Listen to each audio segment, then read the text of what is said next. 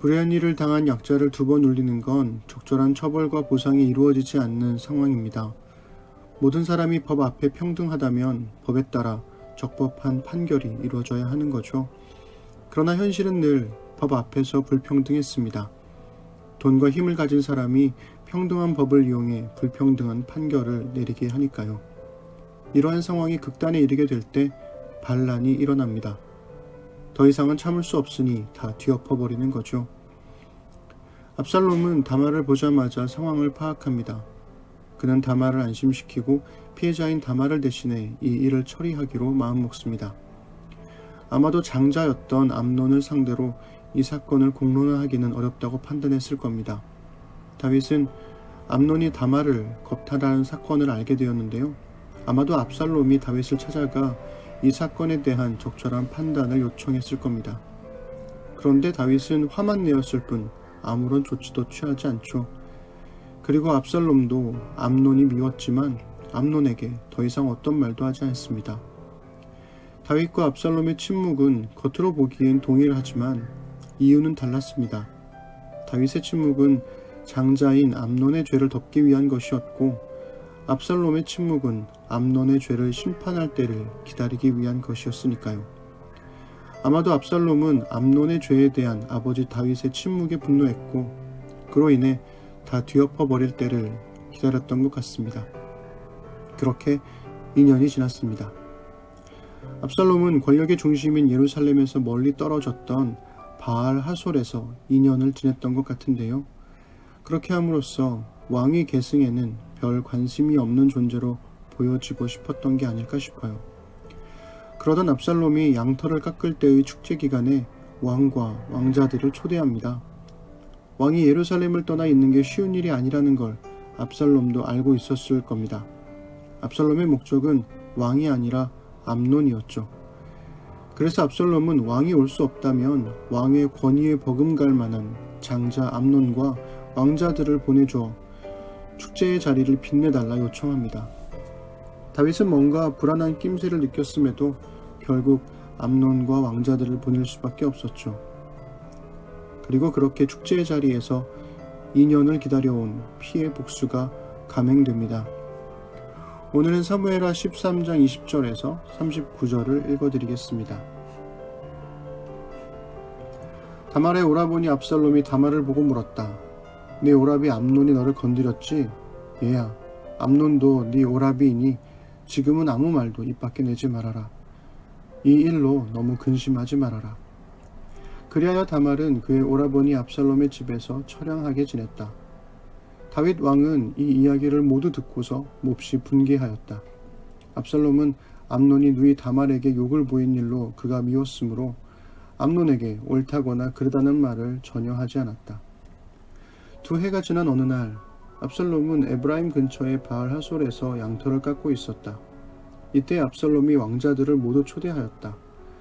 압살롬은 다윗 왕에게도 찾아가서 말하였다. 임금님, 제가 이번에 양털을 깎게 되었으니 임금님도 신하들을 거느리시고 이 아들과 함께 내려가셔서 잔치에 참석해 주시기를 바랍니다.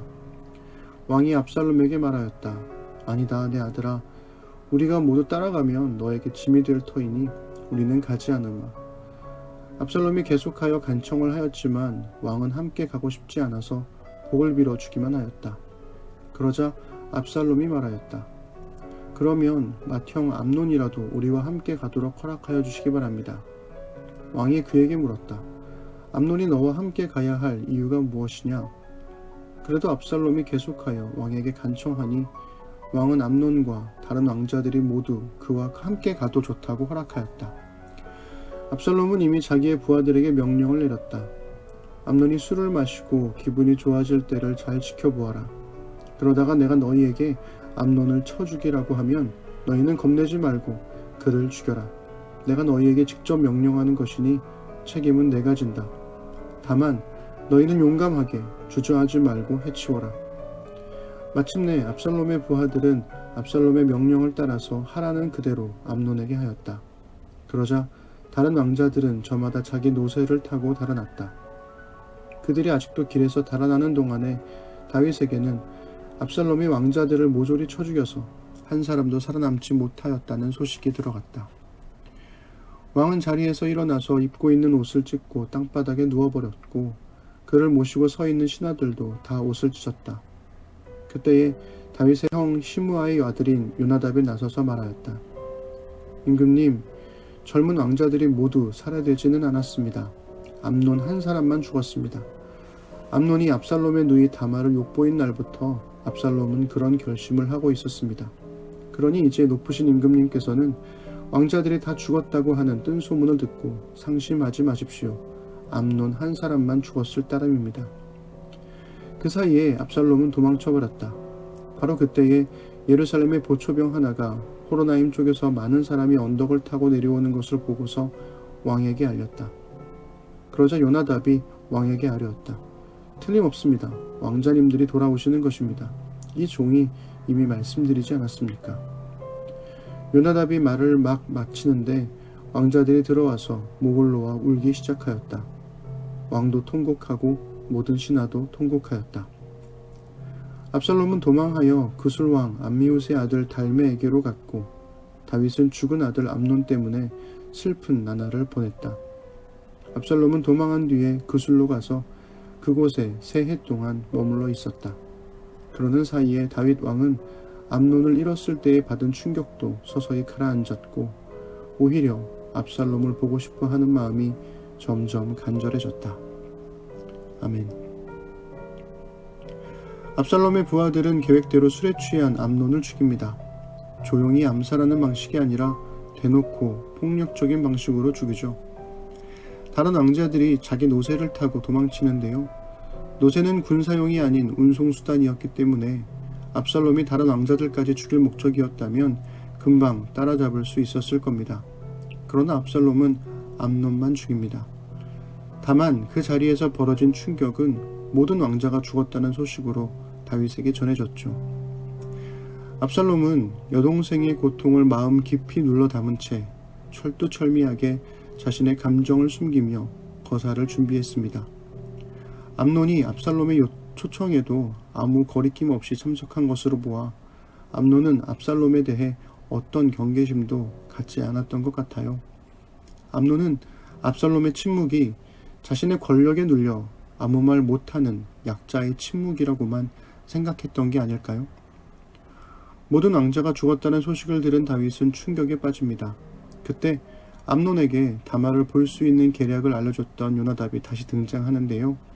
그는 이 상황을 정확하게 파악하고 암논만 죽었을 뿐 다른 왕자들은 살아있다고 말하죠. 그리고 그때 왕자들이 들어와 함께 통곡합니다. 이로써 압살롬은 왕의 계승과 아무런 상관없는 인물이 아니라 1순위였던 암논을 처단하고 단숨에 차기 왕권 서열 1위로 오르죠. 2년을 기다려온 압살롬의 관계 어린 피의 축제를 지켜봤던 다른 왕자들은 감히 압살롬과 경쟁할 마음조차 갖지 못했을 겁니다. 하지만 압살롬은 어머니의 고향인 그술로 망명하고 장자를 잃은 다윗은 그 슬픔을 안고 지냅니다. 그렇게 다시 3년이 지납니다. 다윗은 이제 다시 돌아올 수 없는 암논을 떠나보내고 돌아올 수 있는 압살롬을 그리워하죠.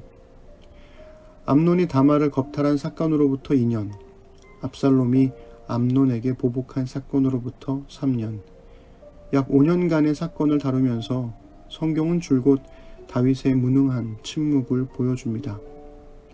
하나님께 묻고 하나님의 말씀을 따라 살던 다윗의 모습은 이제 보이지 않죠. 다윗은 그저 벌어진 죄악에는 침묵하고 딸의 슬픔에는 두 눈을 감아버리며 자식을 잃은 자기 슬픔만 곱씹는 왕이 되어버렸습니다. 다윗의 죄는 끈질기게 그의 인생을 물고 늘어집니다.